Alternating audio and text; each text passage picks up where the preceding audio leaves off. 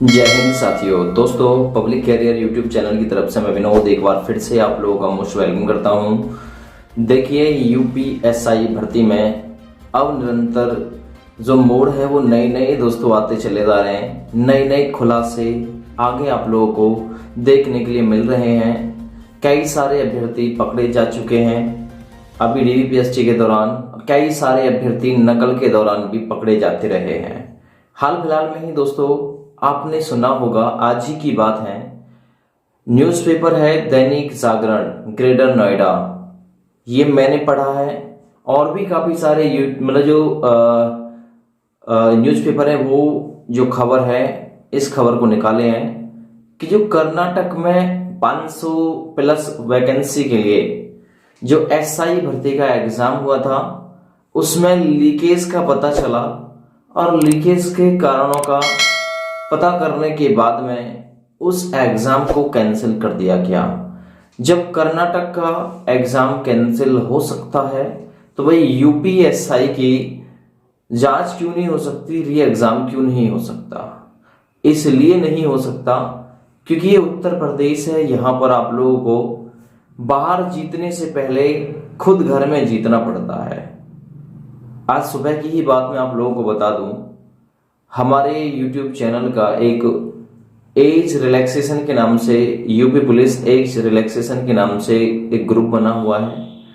तो जिससे कि मैंने पिछली वीडियो पोस्ट की थी जिसमें मैंने आप लोगों को बताया था कि भाई जो यूपीएसआई है, ठीक है ना, इसमें सीबीआई जांच की मांग होनी चाहिए, इसकी निष्पक्ष जांच होनी चाहिए, री एग्जाम होना चाहिए। तो वहां पर कुछ बच्चों ने, मतलब वो मेरे साथ ही उलझ पड़े, उन्होंने कहा कि री एग्जाम आप कितना भी जोर लगा लो, जितना दम हो उतना दम लगा लो, री एग्जाम नहीं होगा।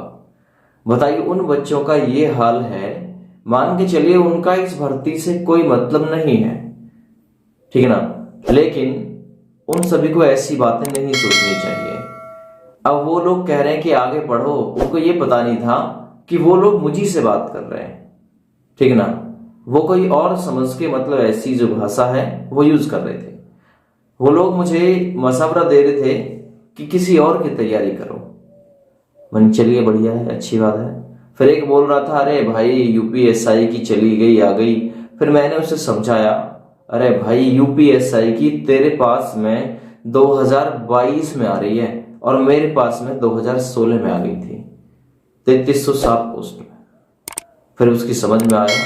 तो कहने का मतलब, इन सब बातों का यहाँ पर बताने का मतलब क्या अर्थ निकलता है? यही अर्थ निकलता है कि ये अपना उत्तर प्रदेश है, यहाँ की जनता कहती कुछ है और करती कुछ है, ठीक है ना। बस यहाँ की जनता तो ये है, जंगल में आग लगी हुई है, बुझाने वाले कम है और हाथ सेकने वाले ज्यादा है और दूर से तमाशा देखने वाले भी ज्यादा है, ठीक है ना। कुछ YouTube चैनल आप लोगों के लिए बिल्कुल बहुत ही अच्छे तरीके से इस मामले में लगे हुए हैं। देखिए, मैं यहाँ पर किसी भी YouTube चैनल की बुराई करने में नहीं आया हूँ, ठीक है ना। अब मैं आप लोगों को थोड़ा सा बताने के लिए आया हूँ कि भाई कर्नाटक एसआई भर्ती का एग्जाम दोबारा से हो सकता है, तो भाई आपका भी हो सकता है। ऐसी बात नहीं है कि इसके डीवीपीएसटी हो गए, तो जब डीवीपीएसटी हो गए तो क्या मतलब पदों को नकल से भर जाने दें? नकल से बढ़ जाने में 15-15 लाख वाले 15 लाख खर्च कर सकते, तो आप भी बस 500-500 रुपए, 100-100, 200-200 रुपए जितने बने उतने रुपए खर्च कर दो, ठीक है ना। और सरकारी पाठशाला यूट्यूब चैनल है, बहुत बढ़िया काम। वो बच्चा, मतलब बच्चा नहीं, मैं तो बच्चा क्यों कहूंगा, क्योंकि मेरे साथ की एज ही होगी, बहुत बढ़िया काम कर रहा भाई, ठीक है ना। सपोर्ट कर दीजिए। और जो भी आपके रिलेशन में वहां पर धरने पर बैठे हुए इको गार्डन में, ठीक है ना, वो आर्थिक तौर पर उनकी अगर जा सको तो ठीक है, ठीक है ना। अगर नहीं जा सको तो उनकी आर्थिक रूप से मदद करते रहिए। हम भी जितना हो सकेगा उतना मदद करने की कोशिश करेंगे।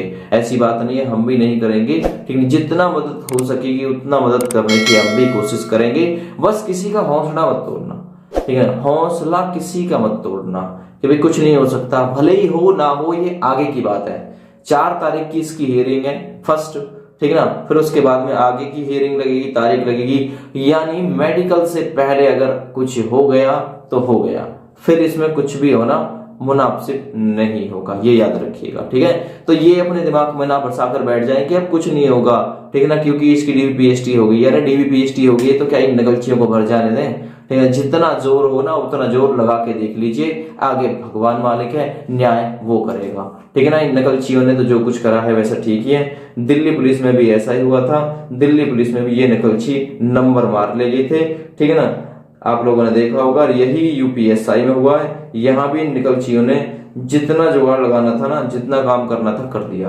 देखिए आज की ही बात है, पीएसआई भर्ती घोटाले में मुख्य आरोपी समेत 5 गिरफ्तार। सुनिएगा, बेंगलुरु से है खबर। कर्नाटक के गृह मंत्री अरागना ज्ञानेंद्र ने शुक्रवार को कहा कि पुलिस सब इंस्पेक्टर पीएसआई भर्ती परीक्षा घोटाले में मुख्य आरोपित दिव्या हागरागी समेत अन्य आरोपी जो कि सक्षम चालक सुरेश कालिदास और सुनंदा को पुणे में गिरफ्तार कर लिया गया। उनसे पूछताछ की गई। जो आरोपी है ना, आरोपियों को कर्नाटक लाया गया।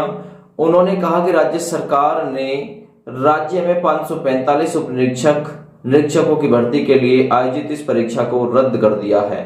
ठीक है ना, रद्द कर दिया। देख लीजिए, सुन लीजिए, यह परीक्षा बाद में कराई जाएगी। उन्होंने इस कथित घोटाले की निष्पक्ष जांच का आश्वासन देते हुए कहा कि सरकार दोषियों के लिए सख्त सजा सुनिश्चित करेगी।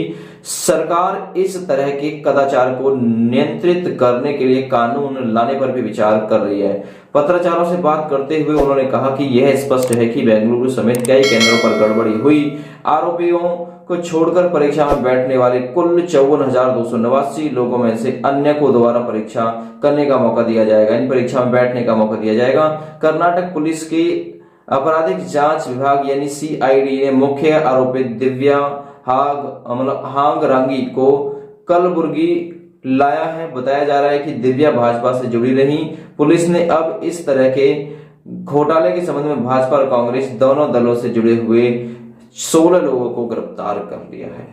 तो भाई कर्नाटक में हो गया, क्योंकि कर्नाटक वाले जागरूक हैं। ये यूपी वाले जो बच्चे हैं ना, यूपी वाले ये सोचते हैं अरे मेरा क्या है यार, मेरा तो यूपी कांस्टेबल में आ जाएगा। अरे यूपी कांस्टेबल में चाचा जब ही आएगा तेरा कि जब यूपी कांस्टेबल की भी निष्पक्ष होगी। ठीक है ना। ये ऑनलाइन एग्जाम का फंडा ही बहुत गलत है। ऑनलाइन एग्जाम होने ही नहीं चाहिए, एग्जाम होने ही ऑफलाइन चाहिए और एक ही शिफ्ट में एग्जाम हो जाए, कलेश खत्म। ना लीकेज ना नॉर्मलाइजेशन, कुछ नहीं। अभी जो नॉर्मलाइजेशन है, ये नॉर्मलाइजेशन की जो पद्धति लगी है, ये कई सारे लोगों की नौकरी खा गया होगा और कई सारे जो नहीं आने चाहिए थे उनका नंबर इसमें आ गया होगा। चलिए कोई बात नहीं, ये पद्धति जो नॉर्मलाइजेशन की मुझे गलत लगी। ये जो online system examination online exam कराए जाते हैं ये मुझे गलत लगा। तो भाई यहाँ पर हमारे उत्तर प्रदेश में पब्लिक जो है, अभ्यर्थी जो है वो जागरूक नहीं है। जागरूक कुछ लोग होते भी हैं तो कुछ बदतमीज लोग उन्हें होने भी देते हैं। पहले ही पैर पकड़ के खींच लेते हैं ना, पीछे आजा, कहाँ जा रहा चाचा, कभी ऐसा ना हो तुझे ले जा उठा के। अरे यार जिंदगी जीना है तो थोड़ा सा हौसले के साथ जियो, वरना जिंदगी तो अपनी जानवर भी काट जाते हैं। ठीक है ना। तो कहने का मतलब ये है कि देखिए, जो इको गार्डन में पब्लिक बैठी हुई है, जो लोग बैठे हुए हैं, उनकी आर्थिक तौर पर मदद कीजिए। हो सकता है कि री एग्जाम हो सकता है री एग्जाम ना हो, रिजल्ट आपके हाथ में नहीं है। कोर्ट में मामला चला गया है, कोर्ट से फैसला निकल के आएगा। जितने ज्यादा जिसके पास में भी सबूत हो वो सबूत जुटाएं और कोर्ट में पेश करें, ताकि कोई भी नकलची नहीं जाना चाहिए। मेहनत वाला एक भी उम्मीदवार वंचित ना रहना चाहिए। ये भर्ती बार बार नहीं निकलती है, ये मौके बार बार नहीं आते हैं। 9534 पोस्ट की बड़ी भर्ती है, बार बार नहीं आएगी। अब आ गई है, आगे पता ना आए या ना आए। ठीक है ना, क्योंकि विभागीय प्रमोशन भी होते हैं यूपीएसआई में, कांस्टेबल भी एसआई बनाए जाते हैं। याद रखिएगा, ये मौका अगर हाथ से छूटा तो जिंदगी का सारा सपना टूटा। तो ये आपके हाथ में है। कर्नाटक में हुई गड़बड़ी, वहां पर पूरा मामला जो है पेपर का तहस नहस कर दिया गया। री एग्जाम दोबारा से वहां पर होगा यूपीएसआई। ठीक है ना, मैंने बताया ना कि यहाँ पर हमारे यहाँ पर हो क्या रहा है। ठीक है ना। देखिए, अब मैं आप लोगों को अगली वीडियो में यूपीएसआई से रिलेटेड ही बनाऊंगा। उसमें मैं आप लोगों को कुछ लोगों पर केवल और केवल नजर रखने के लिए बोलूंगा। ठीक है ना, जो मैं बोलूं उसे ध्यान से सुनिएगा। ठीक है ना, नजर रखनी है उन पर केवल आप लोगों को। चलिए, जय हिंद।